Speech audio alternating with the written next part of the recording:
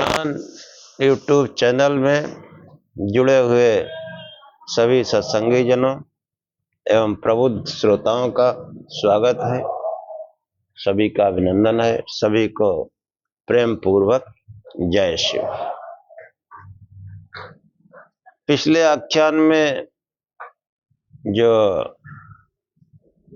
सकाम और निष्काम कर्म के बारे में बताया गया, दोनों ही प्रकार के कर्म जो है वो मतलब सांसारिक फलदाता के समान होने से वो जो है अपवर्ग के साधन नहीं, अपवर्ग के साक्षात साधन है।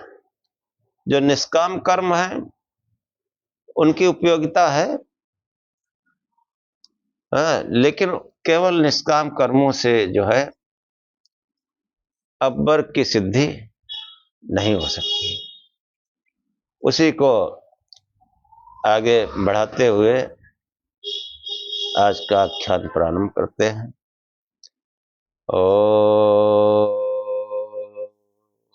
असतो मा सद्गमय तमसो मा ज्योतिर्गमय मृत्योर्मामृतं गमय। हे परम गुरु परमात्मा, हमें असत्य से सत्य की ओर ले चलो, अंधकार से प्रकाश की ओर ले चलो तथा मृत्यु से अमरता की ओर ले चलो। कि जो आत्मा का जो स्वभाव है वो कैसा है? निज मुक्तस्य बंध ध्वंस मात्रम परम न समानत्वम। स्वभाव से त्रिगुणातीत आत्मा के बंध का नाश ही अपवर्ग है। इसकी जो है कर्म फलों के साथ इसकी समानता नहीं। कर्म चाहे सकाम हो चाहे निष्काम कर्म हो, उससे जो है इस आत्मा के जो है बंध का ध्वंस नहीं हो सकता। निज मुक्तस्य बंध ध्वंस मात्रम परम न समानत्वम। के स्वभाव से त्रिगुणातीत यानी मूल प्रकृति से परे, सत्रह स्तंभ से परे, जागृत स्वप्न सुषुप्ति से परे। कि आत्मा तो मुक्त है, चेतन प्रकृति से सर्वथा अभिन्न है, भिन्न है, अभिन्न नहीं भिन्न है। वह प्रकृति के संपर्क में आने पर बद्ध समझा जाता है। इस स्थिति में वो अपने को प्रकृति का स्वरूप समझने लगता है। कि चेतन को चेतन समझने लगता है और अचेतन को चेतन समझने लगता है। ऐसी भावना ही जो है उसको प्रकृति से सर्वथा भिन्न होने पर भी उसे इस अवस्था में लपटती है, बंधन। तो वो जो है ऐसी भावना ही वो अविवेक का प्रतीक है। अविवेक, अविद्या, अविद्या बता चुके पहले। नित्य सुच सुखानात्म यानी अनित्य असुचि सुखानात्मक नित्य सुच सुखात्म ख्यातिर विद्या, पतंजलि योग का जो सूत्र है। कि जो नित्य है उसको अनित्य समझना, कि आत्मा को जो चेतन वस्तु है उसको अचेतन समझना, अचेतन से उसका संबद्ध हो जाना, यही अविवेक है। इस कारण प्रकृति के संपर्क होना उसका बंध है।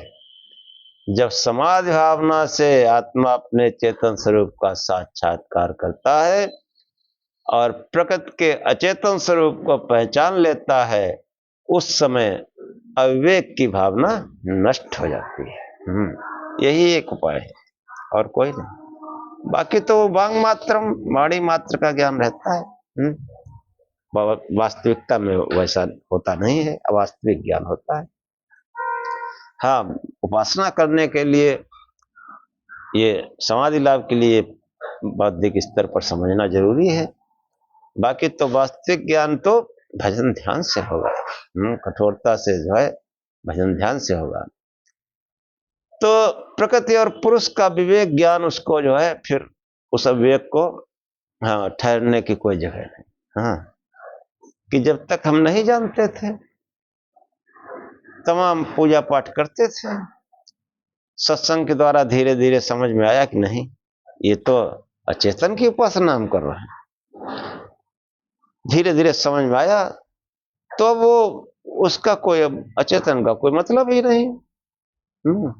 जो महापुरुष हैं, जो अन्य जो है काल्पनिक जो इष्ट हैं, अब उनसे उनका कोई प्रयोजन ही नहीं। जब थे तब थे। हाँ, इसीलिए कहा गया कि जो है सत्संग करिए तभी विवेक जागृत होगा, और वो जो है जब स्वभाव में परिणित हो जाएगा तो वास्तविक विवेक होगा। तो जब अविवेक जो है वो नहीं रहा तो उससे होने वाला प्रकृति का जो भोगजनक संपर्क भी आत्मा के साथ नहीं रहता। यही आत्मा के बंध का नाश हो जाना है। हाँ, इसमें किसी अपूर्व भोग रूप फल की प्राप्ति नहीं होती, इसलिए अब्बर के कर्म फलों के समान उसको अब्बर को नहीं कहा जा सकता। सूत्र का यही मतलब है कि निज मुक्तस्य बंध ध्वंस मात्रम परम न समानत्तम, कि स्वभाव से त्रिगुणातीत आत्मा के बंध का नाश ही वर्ग है, कर्म फल से जो है इनकी समानता नहीं है। कि मतलब जो है कर्म फल चाहे सकाम हो चाहे निष्काम हो, और अपवर्ग की यही विशेषता है कि कर्म फल से हमको सांसारिक सुख मिल सकते हैं, लेकिन वो चेतन तत्व का ज्ञान, दुखों की अत्यंत निवृत्ति नहीं हो सकती। कर्म फल चाहे सकाम हो चाहे निष्काम हो, और ये जो अपवर्ग है इसकी जो है यही विशेषता है कि कर्म फल से उसकी समानता नहीं की जा सकती। इस स्थिति को प्राप्त करने के लिए प्रकृति का सहयोग आवश्यक है। हाँ, प्रकृति का सहयोग कहा गया, प्रकृति का प्रयोजन ही पुरुषार्थ उस पुरुष के लिए, उस चेतन तत्व के निमित्त ही इसका प्रयोजन है। हाँ, जो भी अपरिणामी पदार्थ हैं, अपरिणामी तत्व हैं, अचेतन तत्व हैं, ये स्वयं के लिए इनका कोई प्रयोजन नहीं है। इनका प्रयोजन उस चेतन तत्व के लिए, आत्मा के लिए, और वो भी प्रयोजन कैसा, भोग और अपवर्ग। इसीलिए भोग तो साक्षात प्राकृत तत्वों से प्राप्त होता है, और अपवर्ग में समाधि लाभ में भी इनका जो है सहयोग बराबर रहता है। यही जो है इस प्रकृति का प्रयोजन है। तो वो जो है जब अपने को प्रकृति समझ लेता है, अविवेक के कारण ये बंध होता है। अविवेक के नष्ट होने से फिर जो है उस बंधन का भी कोई स्थान नहीं। आगे कहते हैं कि द्वयोरेकतस्य वाप्य सन्निकृष्टार्थ परिच्छित्ति प्रमा तत्साधकतम यत् त्रिविधम प्रमाणम। यहां पर कपिल मुनि ने 3 प्रमाणों को बताया कि जो है द्वयो मतलब दोनों, बुद्धि और आत्मा, अथवा दोनों में से एक को पूर्व अज्ञात अर्थ का अवधारण होना प्रमा है। जो हमको नहीं मालूम है का ज्ञान होना यही प्रमा है। उसका जो अच्छे साधक है वह 3 प्रकार का होता है। जिसको इस अर्थ को हमने अभी तक नहीं जाना, उसका अवधारण अर्थात निश्चयात्मक ज्ञान प्रमा कहलाता है। हाँ, कि जो है असन्नि कृष्टार्थ परिचिति, उसका निश्चयात्मक ज्ञान असन्नि कृष्टार्थ परिचिति प्रमा कहलाता है। चाहे यह प्रमा आत्मा और बुद्धि दोनों को अथवा दोनों में से एक आत्मा को हो, उस प्रमा का जो साधकतम रूप है, जो उत्कृष्ट साधन है, जिससे तत्काल अनंतर प्रमा की उत्पत्ति हो जाती है, वो प्रमाण कहलाता है, जो 3 प्रकार का होता है। यत् त्रिविधम प्रमाणम, जो 3 प्रकार का होता है, प्रत्यक्ष, अनुमान और शब्द। प्रत्येक प्रमाण में यथाक्रम इंद्रिय, लिंग ज्ञान अथवा शब्द का या पद ज्ञान द्वारा बाह्य विषय बुद्धि में उपस्थित होता है। हाँ, कि जो है क्या होता है कि जो है किसी इंद्रिय से संपर्क हो, चक्षु आदि, या उसका कोई चिन्ह, लिंग ज्ञान, लिंग मतलब चिन्ह, कोई चिन्ह दिखाई पड़े, या फिर कोई वाक्य हो, तो वाक्य शब्दों से मिलकर बनता है, उससे कोई अर्थ निकलता है, वो ज्ञान होता है। तो प्रत्यक्ष मतलब जैसे कोई वस्तु है, जैसे कोई फल रखा है, तो आंख उसको देखती है और फिर वो बुद्धि जो है, बुद्धि के पास वो ले जाते हैं, संपर्क होता है, फिर बुद्धि जो है वो पूरा उसमें जो है उसका विषयाकार हो जाती है, उसको लगता है फल रखा है, आम रखा है। ऐसे ही अन्य विषयों का, तो वो जो है चक्षु इंद्रिय आदि के द्वारा उसका आकार जो है बुद्धि को प्रभावित करता है। अब बुद्धि कैसी है? बुद्धि एकदम स्वच्छ सात्विक तत्व है। हाँ, उसको जैसे स्फटिक मणि के समान जो है उसकी चर्चा होती है। वह केवल, हाँ, वो भी सांसारिक दृष्टि से है, वैसे उसकी तुलना स्फटिक से थोड़ी की जा सकती है कि इंद्रिय आदि जो बाह्य विषय है उसका उस पर तत्काल प्रभाव पड़ता है। स्फटिक से इसलिए तुलना की जाती है कि स्फटिक में अपना कोई रंग नहीं होता, जो भी वस्तु उसके सामने आती है उसमें वो उसी रूप में वो स्फटिक लगना है। लाल वस्त्र रख दो लाल दिखेगा स्फटिक, नीली रख दो नीला रखेगा। जैसा रंग लाओ वैसे रंग में वो होती है। तो प्रकृति का कार्य जो है, प्रकृति का कार्य होने से बुद्धि जो है, यद्यपि ये भी परिणामी तत्व है, फिर भी बाह्य विषयों का उस पर प्रभाव पड़ता है, और उसका विषयाकार होना उसकी वास्तविक स्थिति में कुछ भी अंतर नहीं लाता। तो इस कारण एक के बाद दूसरा, क्योंकि उसमें जो है अगर वास्तविक स्थिति में अंतर आ जाएगा तो फिर दूसरा ज्ञान नहीं होगा, लेकिन बुद्धि में ऐसा नहीं देखा जाता, उसको बराबर जो ज्ञान होते रहते हैं। बराबर एक के बाद दूसरा, दूसरे के बाद तीसरा, इस प्रकार के ज्ञान होते रहते हैं।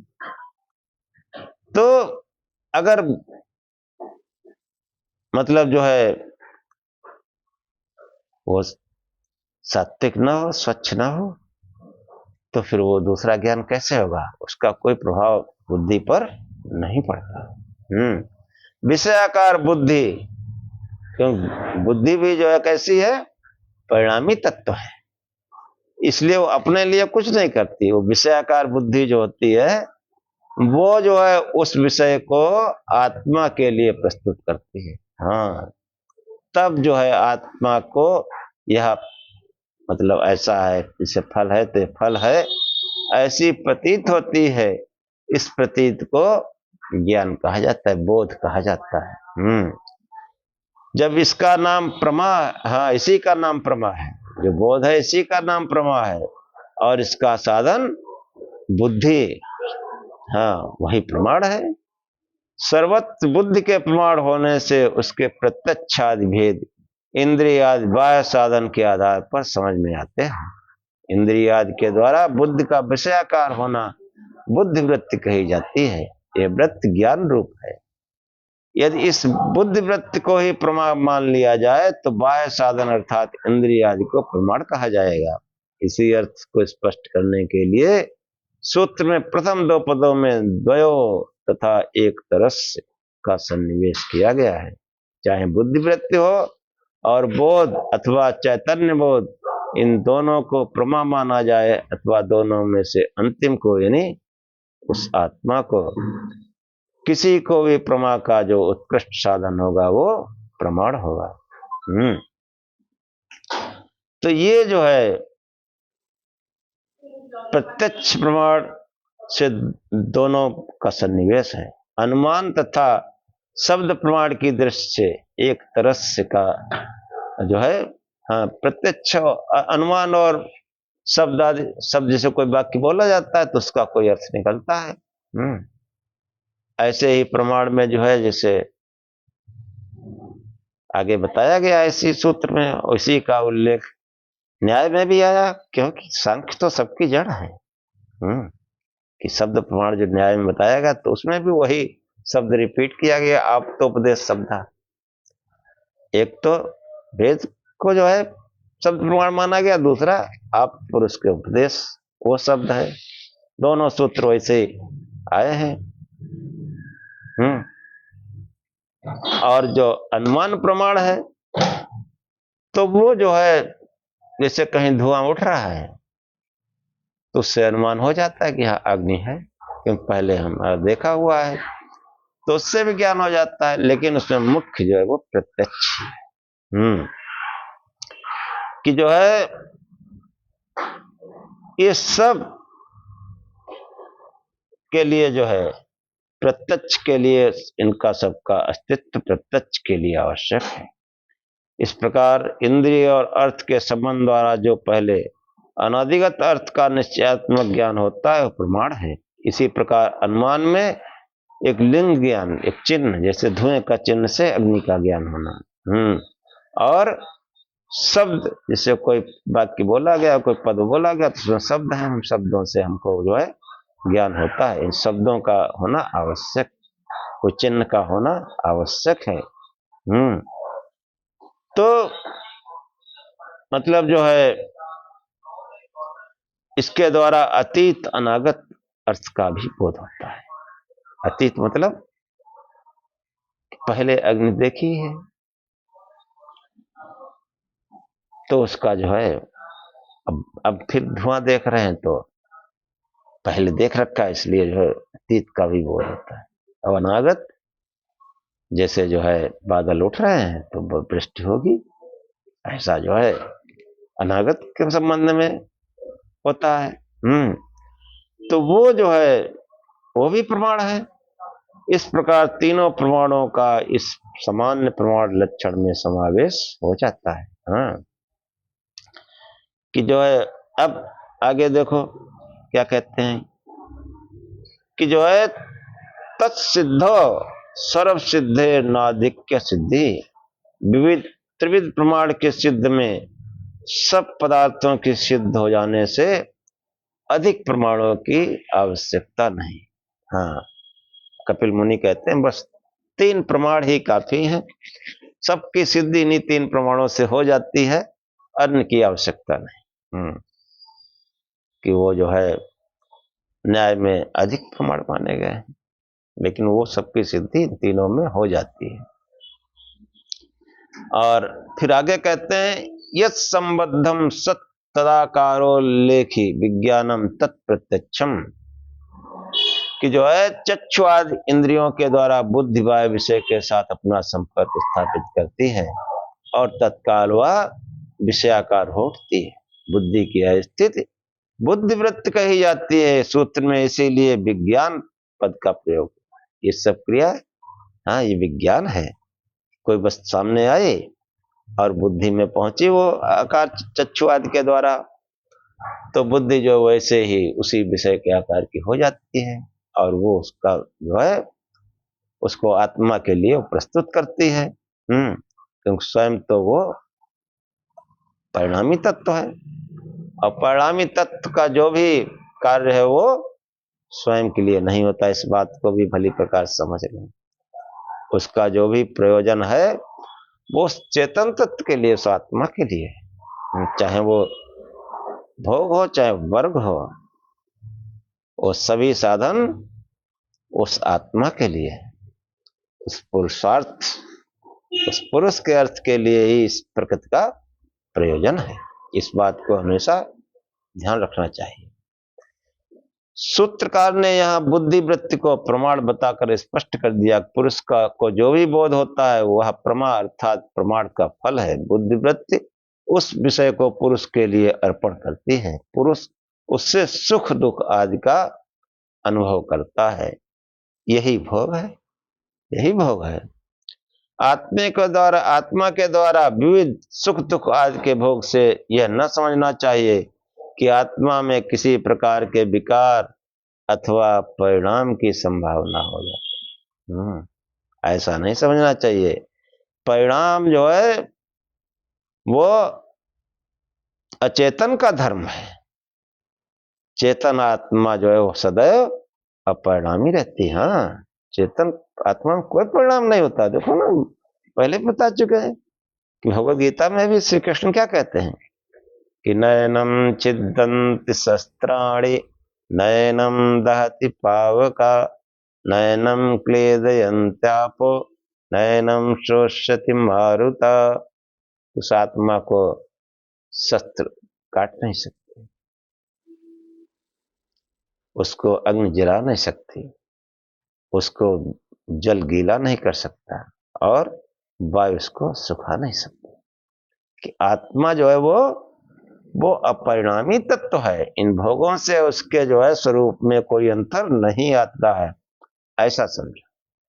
और उससे संबद्ध हो जाने से वो अविवेक के कारण ऐसा लगता है। वो अविवेक दूर हो तो बंध भी दूर हो जाएगा। ये मतलब समझाने का प्रयत्न यहां किया गया है कि आत्मा में जो है यद्यप सुख दुख आदि विकार प्रकृति अथवा प्राकृत तत्वों से उत्पन्न होते हैं, इस दृष्टि से इनका आधार प्रकृति या प्राकृत तत्व है, परंतु इनकी अनुभूत आत्मा के अतिरिक्त अन्य किसी को होना असंभव है।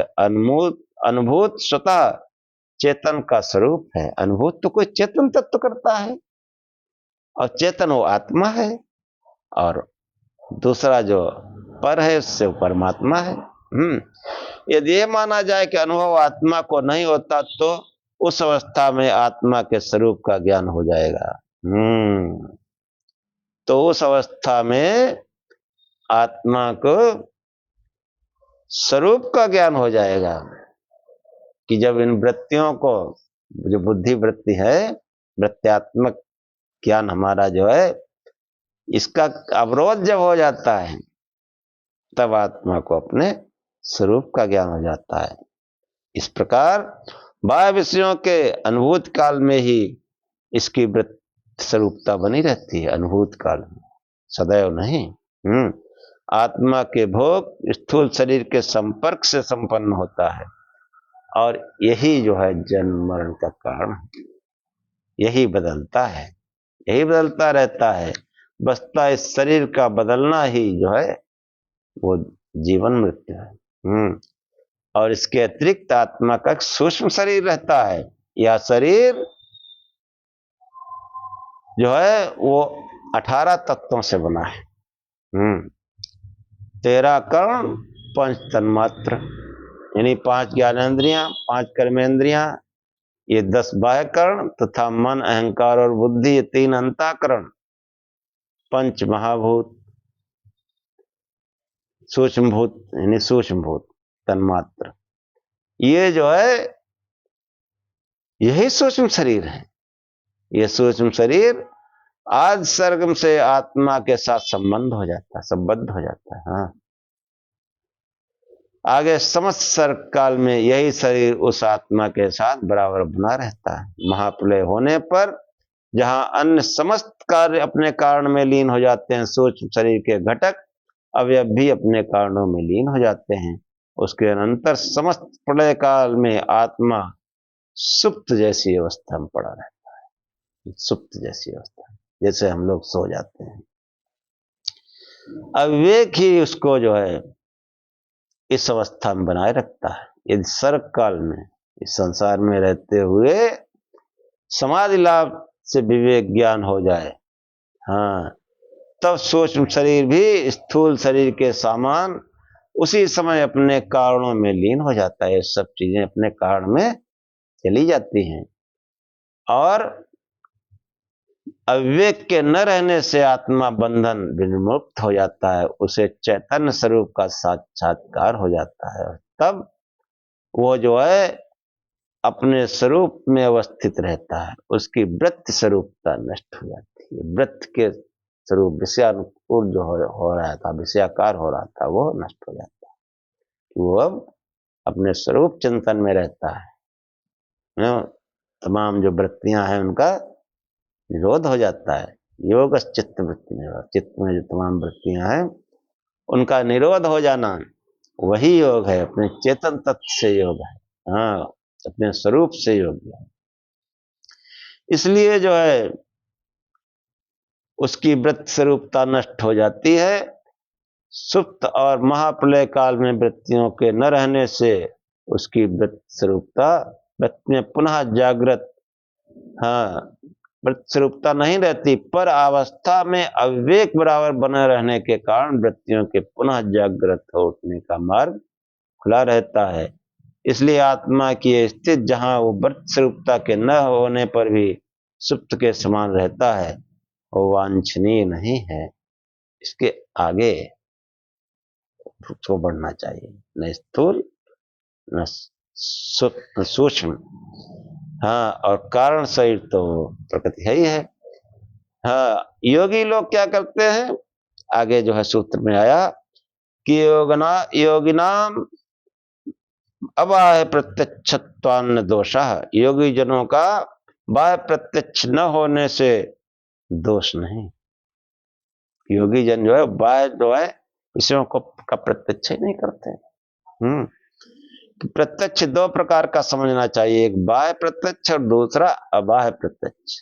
ग्राह्य विषय की विद्यमानता में सर्वसाधारण जनों को जो प्रत्यक्ष होता है वह जो है बाह्य प्रत्यक्ष है। इसमें चक्षु आदि इंद्रियों द्वारा बुद्धि बाह्य विषय के साक्षात संपर्क में आती है।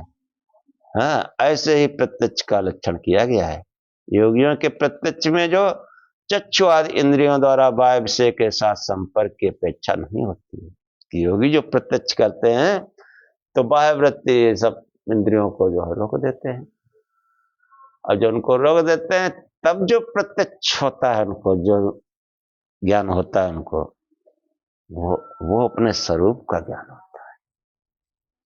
और उस स्वरूप ज्ञान से जो है वो फिर अविवेक जो है वो नष्ट हो जाता है। वहां पर अविवेक का कोई स्थान फिर नहीं रहता। ये बताने का प्रयत्न किया गया है। योग का मतलब जो है ये है कि जो है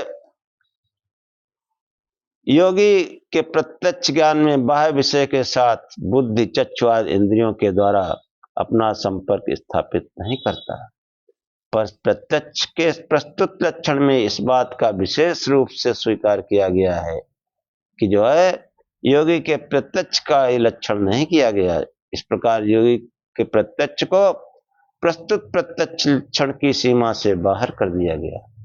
उपस्थित के अव्याप्ति दोष का यह प्रथम समाधान है। दूसरा ये कि योगी प्रत्यक्ष में भी इस लक्षण का समन्वय हो जाता है। योगी का प्रत्यक्ष प्रस्तुत प्रत्यक्ष लक्षण की सीमा से बाहर नहीं रहता, इसलिए अव्याप्त दोष की संभावना नहीं। कारण यह कि सांख्य वस्तु की उत्पत्ति के विषय में सत्कार्य सिद्धांत को स्वीकार करता है। इसका अभिप्राय है कि प्रत्येक अतीत अनागत कार्य अपने कारण रूप में सदा विद्यमान रहता है। जो वर्तमान, जो पहले हुआ है और जो आगे होगा, वो सब उस कारण रूप में प्रकृति में विद्यमान है, अतीत में विद्यमान है। और योगी जन जब तप के द्वारा उस सुसुप्ति अवस्था को प्राप्त करते हैं, मूल कारण प्राप्त करते हैं, यानी प्रकृति से अपना संपर्क जोड़ते हैं, तो उस मूल उपादान में सब कुछ विद्यमान है, इसलिए उनको सब कुछ का ज्ञान हो जाता है। हाँ, यही बात बताई गई। आगे कहते हैं कि लीन वस्तु लब्धात से संबंध योगा संबंधात दोषः, यानी लीन वस्तु ने मूल प्रकृति प्रधान प्रकृति के साथ प्राप्त योगज अतिशय के संबंध में प्रत्यक्ष लक्षण में दोष व्याप्ति दोष नहीं रहता। हाँ, लीन वस्तु जो है वो प्रकृति के लिए प्रयोग हुआ है।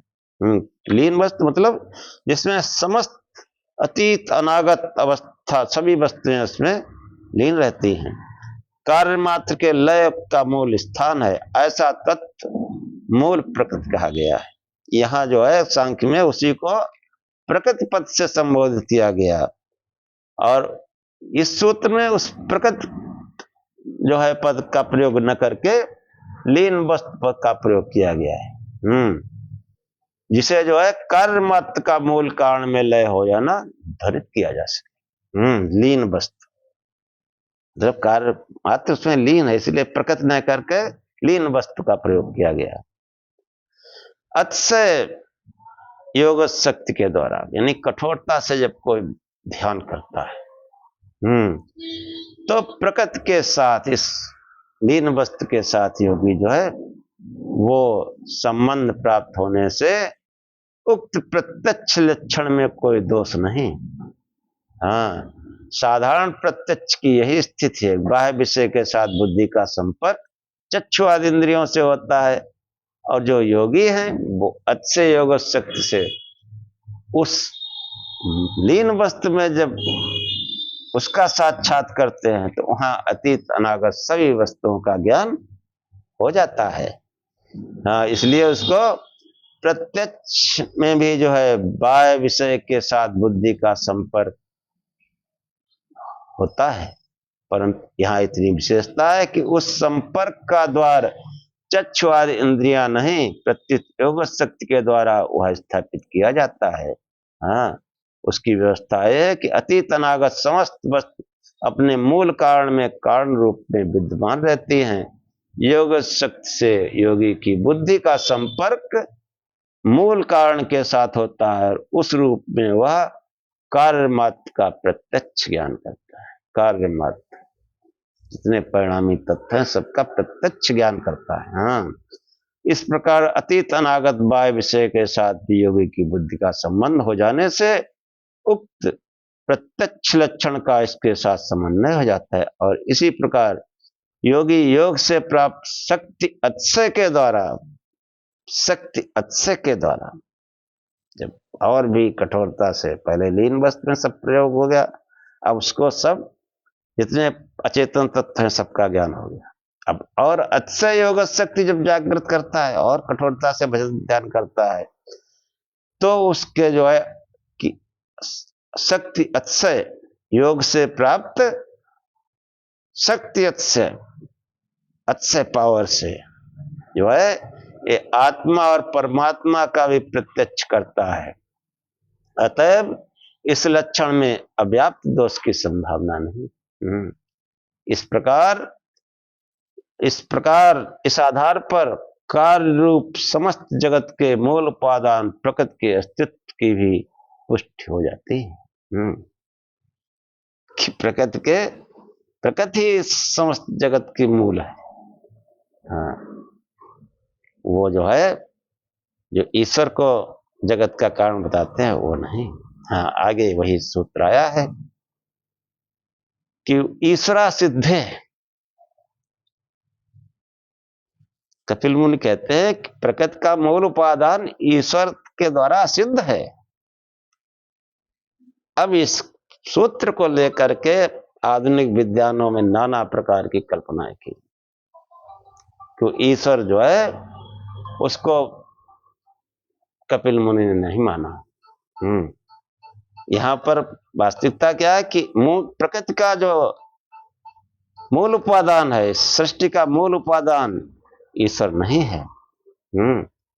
वो इसका अधिष्ठाता है, नियंता है। वो जो है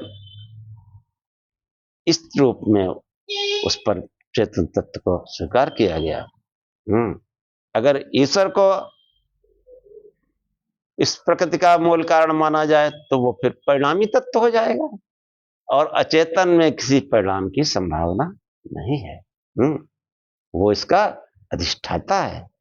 हाँ, रचना पालन संहार सबका अधिष्ठाता है।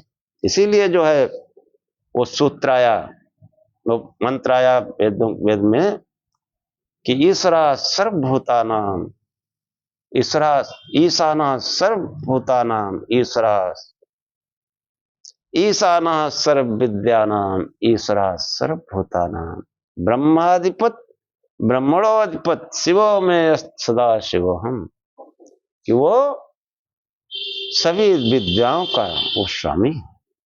ईशाना सर्व विद्यानां, समस्त विद्याएं उसी से है। और ईश्वरा सर्वभूतानां, सभी प्राणियों का वो ईश्वर है, ईश है, स्वामी। ब्रह्माधिपति, वो ब्रह्मा का अधिष्ठाता है, अधिपति है। यानी ब्रह्मा का अधिपति, यानी ब्रह्मा विष्णु महेश की जो हमने कल्पना की, तो वो ब्रह्मा मतलब रचनाकार, उसका वो अधिष्ठाता है, नियंता है। नियुक्त कर दिया, जाओ बनाओ जाके, ऐसे समझो। लोग बातचीत में ऐसे समझ सकते हैं। और इसलिए जो सर्ग है उसका भी वो अधिष्ठाता है, मूल कारण है, अधिष्ठाता है। और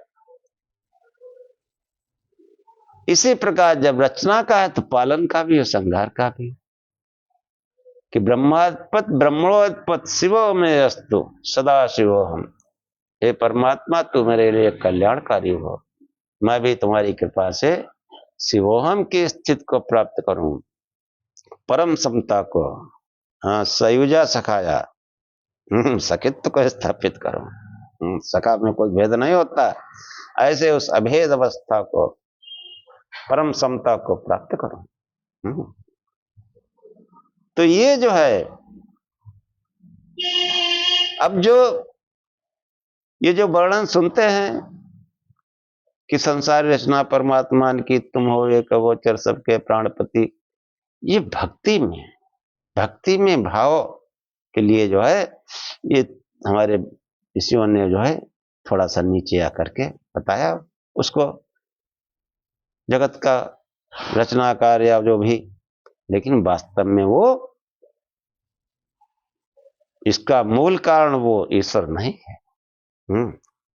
इसलिए सूत्र आया कि ईश्वरा सिद्ध है, वो मूल कारण ईश्वर सिद्ध नहीं है, वो जो है इसका नियंता अधिष्ठाता है, अधिष्ठातत्व और नियंतत्व करता है। इसीलिए चेतन तत्व को दो भागों में बांटा गया, आत्मा और परमात्मा। तो सांख्य को जो अनिश्वरवाद के वादी कहते हैं, वो आगे पीछे नहीं देखते। एक सूत्र को पकड़ लिया, बस उसी के लिए जो है आगे आया है इसी शास्त्र में, सर्वज्ञ सर्वविद, सा सर्वकर्ता। मुंडक उपनिषद में आया कि सा सर्वज्ञ सर्वविद अस्य ज्ञानमयम् तपा तस्मादेत ब्रह्मणाम रूपमिन्नम जाए, कि सबके बारे में जानता है, सबका करता है, सब कुछ जानता है। तो ये जो है मतलब जो है ईश्वर का जो है, जो असिद्ध लोग कहते हैं कि कपिल ईश्वर को नहीं मानते, ये बिल्कुल बकवास है। वो आगे पीछे नहीं पढ़ते, एक सूत्र पढ़ लिया। आगे जो है कहा गया है कि ईश्वरा सिद्धि धापते, ईश्वरा सिद्धि प्रसक्ते। हाँ, इस तरह से बताया जाता है। ईश्वरा सिद्धि का मतलब क्या है? तो ये जो है बराबर ईश्वर के संबंध में जो है जो भ्रांति है वो बिल्कुल तथ्यहीन है। हाँ, वो ईश्वर के बारे में आगे के उसमें जो स्पष्ट उसको अधिष्ठाता और नियंता कहा गया है, जगत का मूल कारण, वो जो मूल प्रकृति है। इसलिए जो है उस अधिष्ठाता, उस स्वामी का जो है हमें ब्रह्माधिपति ब्रह्मणोत्पत्ति, जो ब्रह्मा का अधिष्ठाता है उसका जो है शिवोहम सदा शिवोहम, इसलिए खूब शिव शिव जपो, प्रकाश स्वरूप से ध्यान करो। हाँ, वही चेतन है आत्मा और वो परमात्मा, वो शिव ही जो है वो इस रचना पालन संगार का अधिष्ठाता है, नियंता है। वो स्वयं जो है नहीं करता। इस बात को बहुत गहराई से सोचना चाहिए। ये लोग कहते हैं कपिल जो है ईश्वर को नहीं मानता, वो केवल इस सूत्र को पकड़ के चलते हैं। यहाँ पर स्पष्ट किया गया कि इस जगत का मूल कारण जो है वो मूल प्रकृति है, चेतन नहीं, परमात्मा नहीं। सांख्य में जो है मूल प्रकृति और चेतन तत्व में जीवात्मा और परमात्मा, इन तीनों को नित्य माना गया, नित्य। इसी के साथ आख्यान समाप्त करते हैं।